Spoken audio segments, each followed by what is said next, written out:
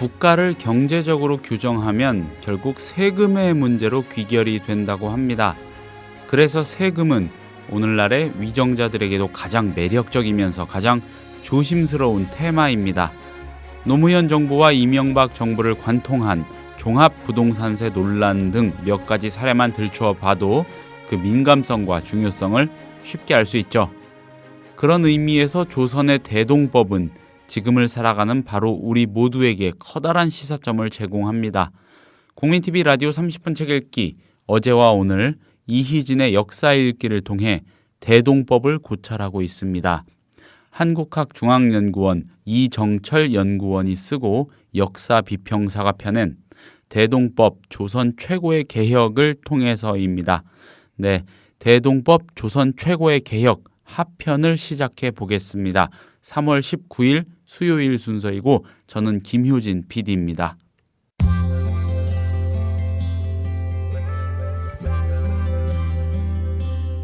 매일 아침 이 책 한 권. 국민TV 라디오 30분 책 읽기.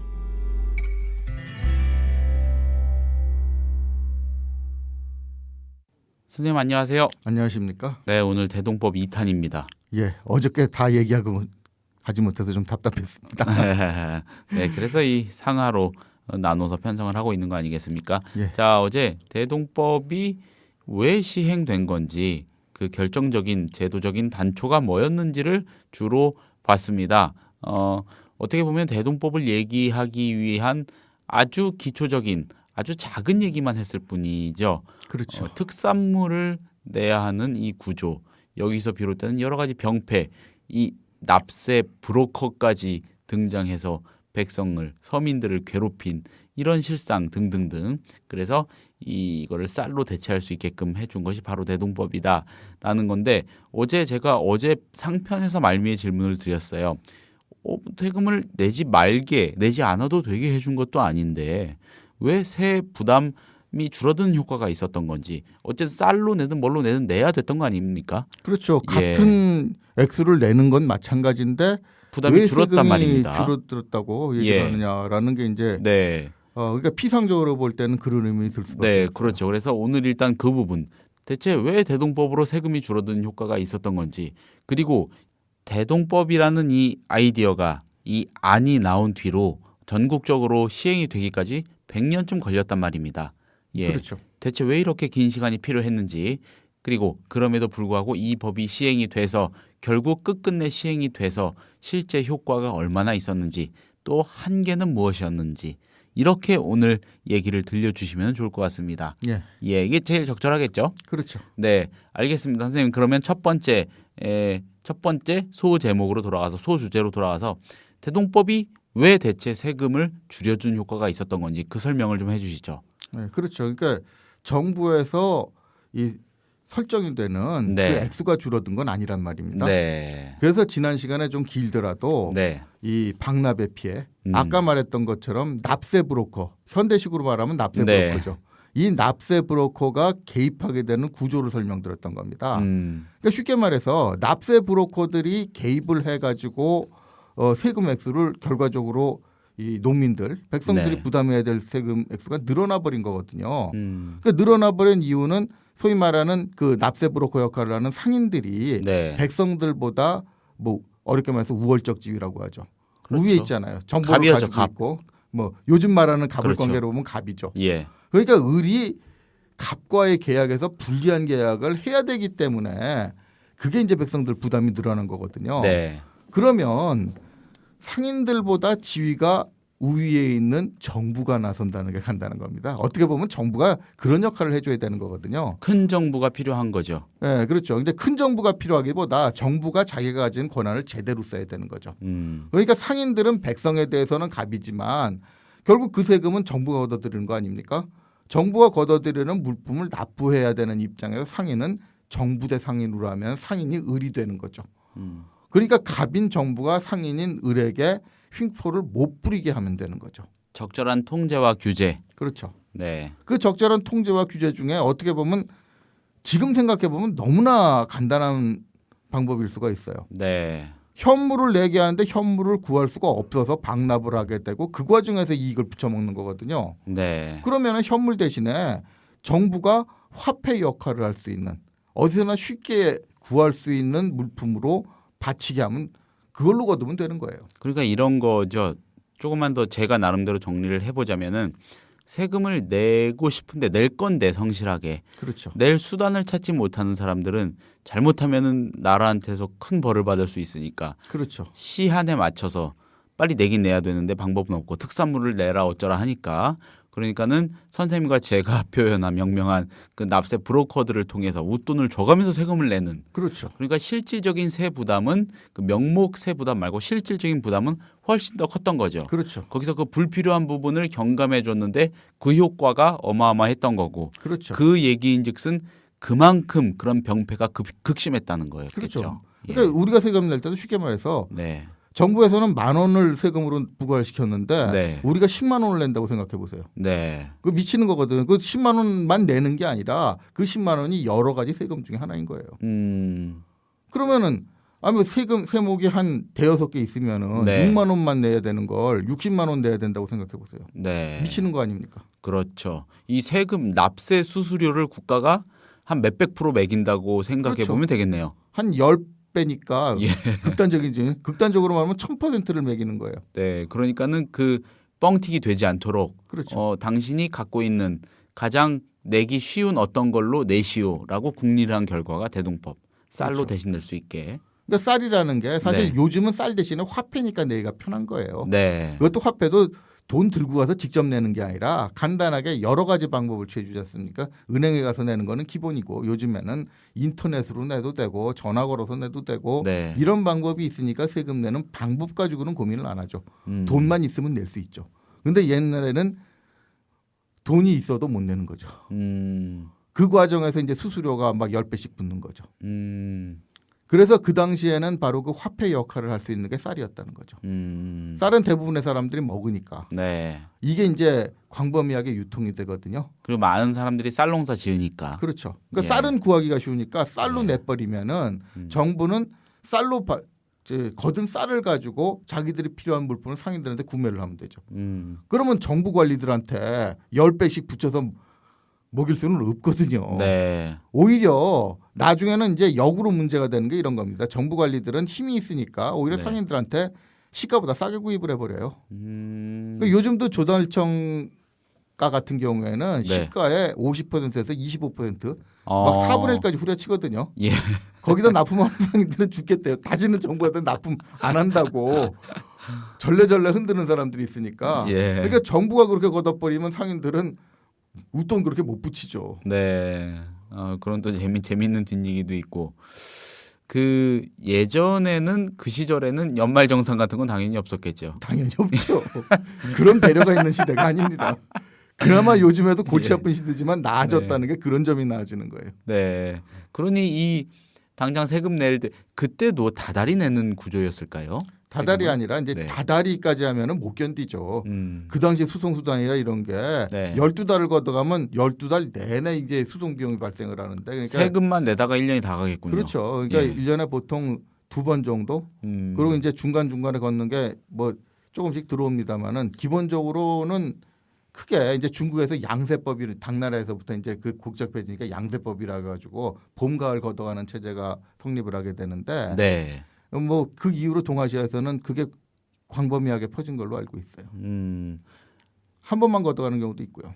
그 한두 번 정도 거들 때가 되면은 이 브로커들한테는 장서는 시기였겠습니다. 완전히. 그렇죠. 특산물 걷는 시기는 이제 장서는 시기죠. 물 들어오니까 또 놓줘야겠고요. 그러니까 이게 이제 내는 사람은 한 번만 낼지 몰라도 특산물은 또 계절별 특성이 있잖아요. 그렇네요. 전국적으로 보면 이제 매번 있는 거죠. 이제 바다에서 나는 거는 뭐 겨울에 언 바다에서 캘 수 없으니까 네.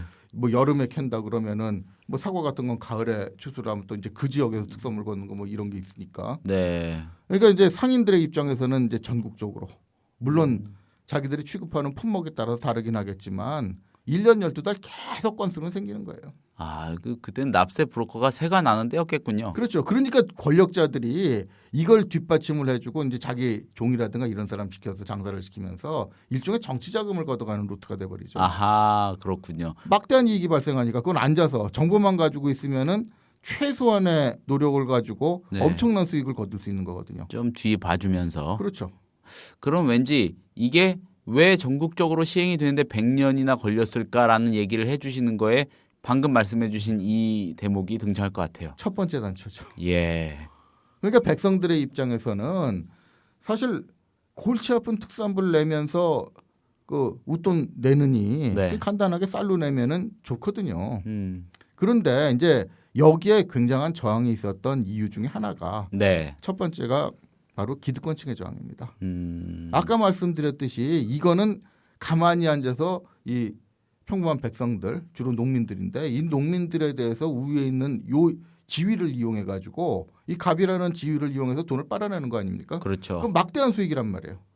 권력만 있으면 되니까 시스템만 장악하고 있으면 되니까 이게 이제 이 서울에 있는 이 부호들과 또 이들과 관련된 권력층에게는 막대한 양의 정치 자금의 유입 루트가 되는 거죠. 그런데 이제 대동법이 시행이 되면 원천적으로 불가능해지지 않습니까? 네. 밥줄 끊기는 거죠. 그렇죠. 정치 자금 끊기는 거죠. 예. 그 사람들이 뭐 그거 끊긴다고 밥이야 못 먹겠습니다마는 이 사람들은 자기가 밥 먹고 사는 걸로 만족하는 사람들이 아니거든요. 네네. 그러니까 이제 정치 자금의 루트가 끊길 거를 우려한 사람들은 거의 목숨 걸고 반대하죠. 그러니까 위정자들 사이에서 반대가 무엇보다 그렇죠. 컸겠군요. 그러니까 이제 몇몇 사실 선각자라고 얘기하기도 그런 게 네. 패단은 웬만큼 관심만 가지고 있으면 다 보이거든요. 그럼 근본적인 걸 어떻게 하면 막을 수 있겠느냐.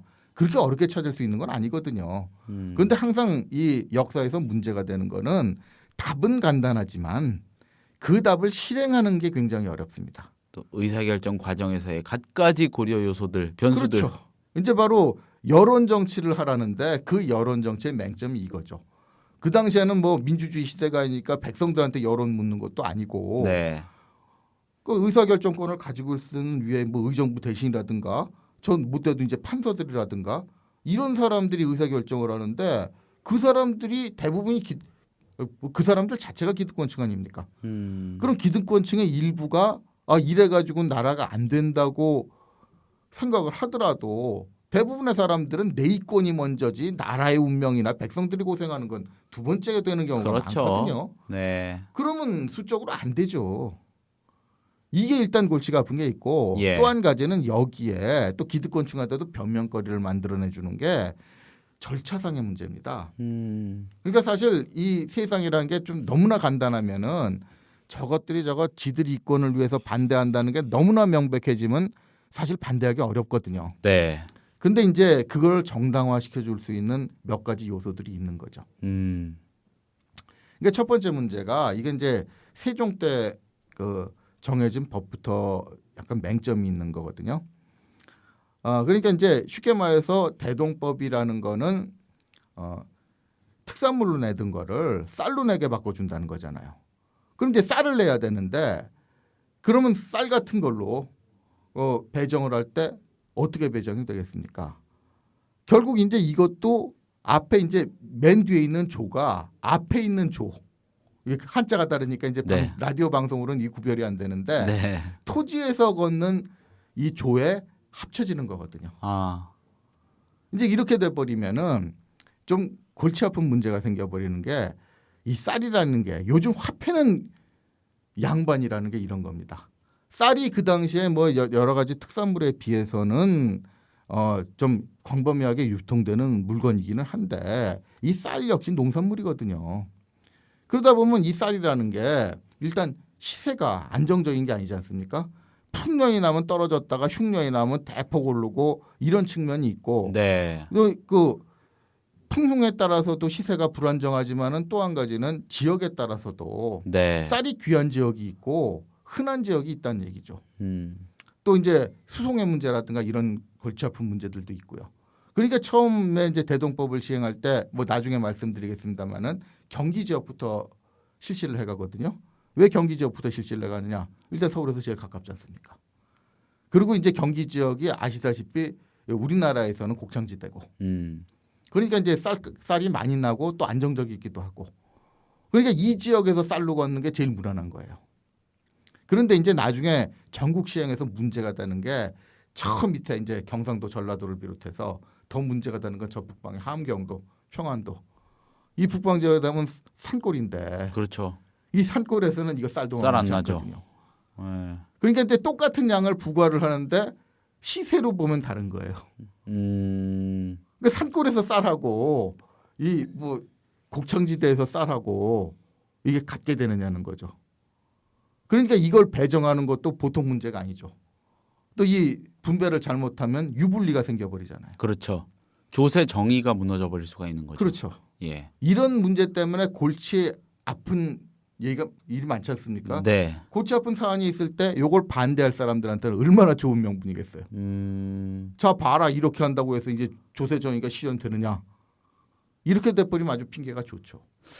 이게 아주 작은 지엽적인 부분을 들어서 발목 잡는 이 행태. 그렇죠. 요즘 예나 정치에서도 지금이나 흔히 뭐, 보시죠. 예, 똑같네요.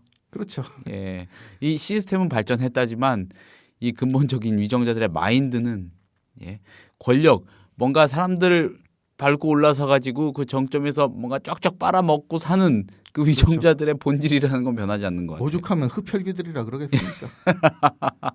아, 그거 빨리 개선해 가지고 확대 시행할 생각은 안 하고 그런 문제가 있는 걸 왜 하려고 그러냐 이러면서 발목을 잡는. 그렇죠. 예. 그러니까 이제 정치인들은 오죽하면 흡혈귀라도 좀 점잖은 흡혈귀면 고먹겠다는 이런 거예요. 좀 우악스럽게 빨아먹지만 않으면 그래도 백성들은 빨아먹는데 익숙하니까 이제 빨려 죽거든요. 그런데 목숨이 끊어질 정도까지 빨면은 나중엔 자기도 죽는데. 그렇죠. 그런데도 그렇게 빨아먹는 흡혈귀들이 있다는 얘기죠. 위정자들 중에는. 많죠. 예. 예. 더군다나 이게 이제 대동법에 가장 획기적인 변화를 얘기해야 될 시점이 된 것 같습니다. 네. 획기적인 변화는 건 뭐냐면은 왜 아까 극단적으로 이제 5분의 1까지 줄어든다는 말이 나오냐면 말이죠. 네. 세금을 걷는 방식이 단순하게 물건에서 현물에서 쌀로 네. 걷는다 이게 아니라 쌀로 걷는 걸 어디다가 부과를 하느냐가 문제죠. 그러니까 이게 토지로 다시 부과가 돼야 되잖아요. 네. 근데 이런 겁니다. 같은 액수라고 하더라도 부과 대상이 틀려져요. 그러니까 이제 특산물을 내라 그러면은 거기 사는 사람들 네. 있지 않습니까? 대략의 그때는 호 단위로 해가지고 여기 1,000호가 있으니까 사과 100상자 그래서 뭐 10집단 한 상자 뭐 이런 식으로 해가지고 배정이 되는 거잖아요. 네. 그럼 그 지역에 사는 사람이면 그냥 부과됐으니까 그 지역에 있는 사람들이 그냥 공동으로 다 분담해가지고 내야 되는 거예요. 그런데 대동법의 획기적인 점은 그게 아니라 이제 쌀로 내라. 물건만 바뀌는 게 아니거든요. 쌀로 내는데 어디를 기준으로 내느냐 하면은 네. 토지가 돼버려요. 그러니까 땅을 가지고 있는 사람. 그러니까 땅이라는 게 주로 농토겠죠. 쌀을 생산해낼 수 있는 농토를 가진 사람. 그러니까 농토가 얼마 있으니까 여기다가 조에다가 더해가지고 쌀을 특산물까지 해가지고 내라 이렇게 돼버리죠. 그럼 쉽게 말해서 어떻게 되느냐면 땅을 가지고 있는 사람이 세를 내는 거예요. 있는 사람이 좀 더 내는. 그렇죠. 있는 사람에게 되는 거네요. 부과를 한다는 거죠. 이게 어떻게 보면 대동법의 획기적인 발상의 전환이에요. 오늘날의 누진세 같은 개념이 연상이 되는 그렇죠. 그런 대목입니다. 그러니까 이제 재산을 가지고 있는 사람이 세금을 많이 내는 구조가 돼버리는 거거든요. 네. 그런데 이게 통치에 있어서는 나름대로 의미가 있는 것이 네. 사실 사람이 죽을 때 이 뭐 반란이라 이런 여러 가지 국가적인 변동이 일어날 때 네. 세금이라는 요소가 굉장히 많은 작용을 하거든요. 그러니까 예를 들어서 흉년이 들어서 못 산다 그러면 그건 하늘이 뭐 돌봐주지 않아서 그런 거니까 하고 사실 그거를 극복할 생각을 하는데 네. 세금은 사람이 걷어가는 거 아닙니까? 그렇죠. 먹고 살기 힘든데 거기다 쥐어짜서 걷어가게 되면은 이거 있어도 굶어 죽을 판인데 이것마저 뺏어가면 어떻게 하란 말이냐 하는 게 이제 밑에 사람들의 생존을 위협해가지고 그게 이제 국가의 근간을 흔드는 네. 그러니까 누가 얘기하는 것처럼 안보가 밖에서만 위협을 받는 게 아니거든요. 내부에서 먹고 살기 힘든 사람들을 지나치게 착취를 해가면은 그게 어떻게 보면 더 근본적으로 안보를 흔드는 거라고 얘기할 수가 있어요. 그래서 밥이 안보라고 얘기하는 사람도 있죠. 그렇죠. 예. 그런데 그게 바로 읊는 사람들은 사실 읊는 게 자기 책임이라고 얘기할 수 있는 측면도 있겠지만 네. 사실 그 전근대 사회에는 뭐 지금도 마찬가지지만 사회적으로 뭐 자기가 어떻게 해볼 도리가 없이 가난해지는 사람들 많거든요. 네. 그럼 그런 구조적으로. 사람, 그렇죠. 그런 사람들한테 굉장히 뭐 돈이 넘쳐나는 사람들하고 똑같은 세금을 걷는다. 이게 무리할 수가 있잖아요. 그러니까 있는 사람들은 있는 데서 조금 좀 많이 내더라도 뭐 1,000만 원 버는 사람이 100만 원 내는 거하고 100만 원 버는 사람이 똑같은 100만 원 내는 거하고 다르잖아요. 네. 똑같이 100만 원씩 걷는다 그러지만 한 사람은 소득을 전부를 뺏기는 거고 한 사람은 한 10분의 1 정도 내고 나머지 가지고 잘 살면 되는 건데 이런 게 어떻게 보면은 없는 사람들 생존을 위협하는 똑같은 세금을 가지고도 네. 이런 문제가 있는데 그것보다는 뭐 100만 원 걷는 사람은 한 10만 원만 내고 1,000만 원 걷는 사람은 100만 원 내라. 이렇게 발상이 돼버리는 거예요. 그러니까 토지에다 부과하는 거는 그 당시는 농업사회니까 기본적으로 토지가 부의 원천 아닙니까? 네. 그럼 토지를 가지고 있는 사람은 부자란 얘기니까 이 부자가 조금 더 내라 이거예요. 부자들이 조금씩 더 부담하자. 그렇죠. 그러니 아까 그 기득권층 또 정치 자금 얘기해 주셨는데 그런 것도 영향을 또 미쳤겠군요. 그렇죠. 이게 100년씩이나 그래도 걸린 폭리를 이유. 예. 얻을 수 있는 게 없어지는 것만 해도 펄펄 뛰는 사람들이 그게 네. 아니라 기존에 그때 돈 모으면 뭐 하겠어요. 주로 땅에다가 투자를 할 수밖에 없는 거거든요. 네. 그러니까 우리나라가 그래서 땅을 좋아하는 풍조가 돼버리는 건데 근데 그게 갑자기 땅을 많이 가지고 있으니까 세금도 더 내라 이렇게 돼버리는 거예요. 그러니까 이제 그동안에 누려왔던 사람들한테는 자기들 나름대로는 이중고가 되는 거죠. 이게 백성들의 이제 고생하고는 비교가 안 되는데 있는 사람들은 있는 게 대폭 축소되면 또 그건 못 견디거든요. 그러니까 이제 굉장히 목숨을 걸고 저항을 하는 거예요. 소득과 그 부의 정도에 따른 세율이 이렇게 차등적으로 적용이 됐다는 건데 그렇죠. 그게 획기적인 대단하네요. 발상이죠. 예. 그러니까 그 당시에 아마 그 전 세계적으로 털어봐가지고 예. 이런 쪽으로 앞서 나가는 사례가 그렇게 흔치 않다고 그래요. 그러니까 이런 건 좀 자부심 가져도 된다는 겁니다. 네, 네. 근데 문제는 발상은 좀 좋았는데 네. 이 발상을 실행에 옮기는 게 어려웠다는 게 그런 거죠. 그런데 여기서는 이율배반적인 게 이제 대동법을 언제 시행할 수가 있게 되느냐. 이율배반적이게도 임진왜란 때예요.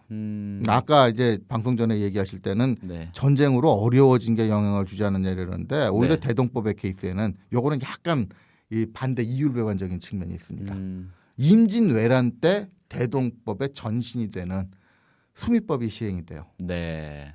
왜 임진왜란 때 가서야 실행될 수가 있었느냐? 임진왜란 때가 되니까 제일 문제가 되는 게 군량이잖아요. 네. 군량이 있어야 전쟁을 하니까. 아. 더군다나 이제 군량이라는 건 조선군한테만 보급되는 게 아니라 이 명나라 군대.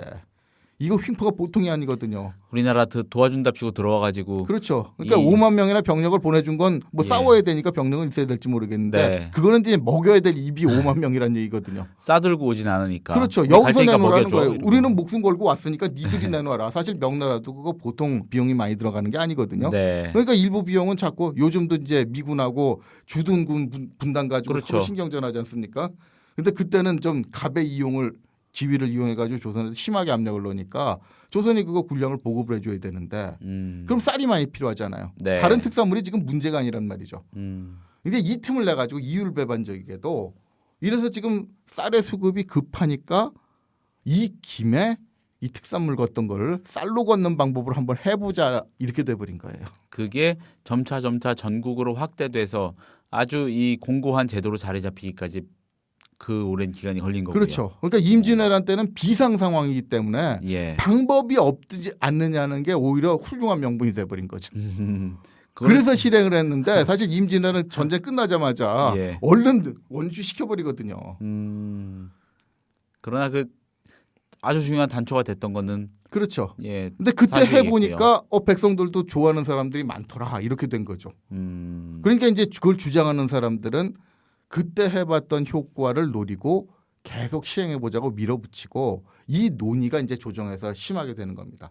또 아까 말씀드렸듯이 전국적으로 시행을 할 때는 절차상의 문제가 이게 만만치 않거든요. 그렇죠. 또 절차상의 문제 중엔 뭐가 있냐면 대동법이라는 게 그 세금의 원칙에서 납부의 편의를 봐주자는 거거든요. 그럼 간단하게 내면서 한꺼번에 내자는 거. 이게 쌀로 이제 한꺼번에 걷자는 얘기가 돼버리는데 네. 그러자면 또 여기에 전제돼야 될 게 그동안 각종 그 명목을 붙여가지고 세금을 걷었던 게 있잖아요. 네. 예를 들어서 뭐 소금 거래하는 데서 이제 소금도 그 당시에는 굉장히 중요한 자원이거든요. 네. 여기서 걷던 거 감해줘야 되고 뭐 배 다니는 데서 걷던 거 뭐 이런 거 저런 거 각종 잡세들을 없애줘야 돼요. 근데 그거 없애자 그러면 또 그거 걷던 사람들이 가만히 있지 않잖아요. 또 한 가지는 그 핑계가 되는 게 거기서 걷던 게 이제 왕실이라든가 여러 가지 소품이 되는데 그거 어떻게 할 거냐. 이렇게 되니까 그러면 그 쌀로 거둔 데서 어떻게 해서 또 구입을 해야 되는데 또 역으로 문제가 되는 게 그런 겁니다. 정부에서 구매하는 건 좋은데 아까 조달청가 얘기했듯이 정부에서는 그 후려쳐가지고 구입을 하거든요. 네. 그럼 상인들한테 이제 상인이 억울하게 되는 거예요. 상인이라는 건 이익을 남겨 돌아가잖아요. 그러니까 폭리를 취하는 게 문제지 상인들한테 또 그렇다고 이익을 남기지 말라는 건 죽으라는 얘기거든요. 그렇죠. 근데 그렇게 무리하게 상인들한테 손해를 강요해버리면 그 상인들은 어디선가 만회를 해야 되잖아요. 네. 그걸 백성들한테 또 전가시키는 구조가 돼버리거든요. 그래서 그 진짜 5분의 1까지 줄어든 건 아니라는 게 이런 잡세를 주기는 했는데 원론적으로는 합의가 돼도 네. 실행되는 데 있어서 그렇게 잘 안 돼요. 그리고 이제 여러 가지 잡세 걷는 거라든가 또 이 부담 같은 경우에도 네.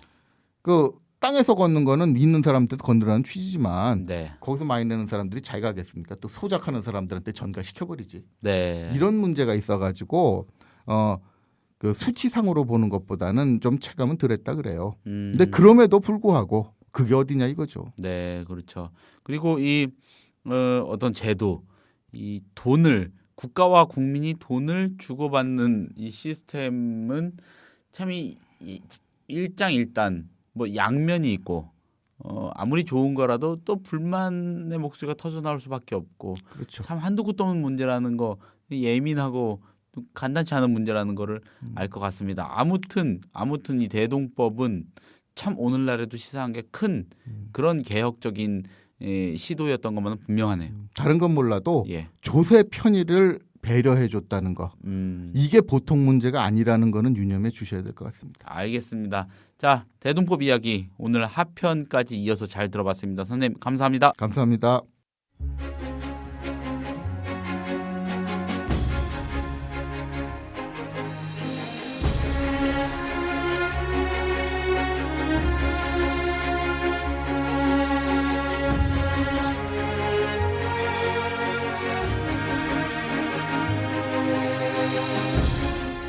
(3월 19일에) 30분 책 읽기가 소개한 책은 한국학중앙연구원 이정철 연구원이 쓰고 역사 비평사가 펴낸 대동법 조선 최고의 개혁이었습니다.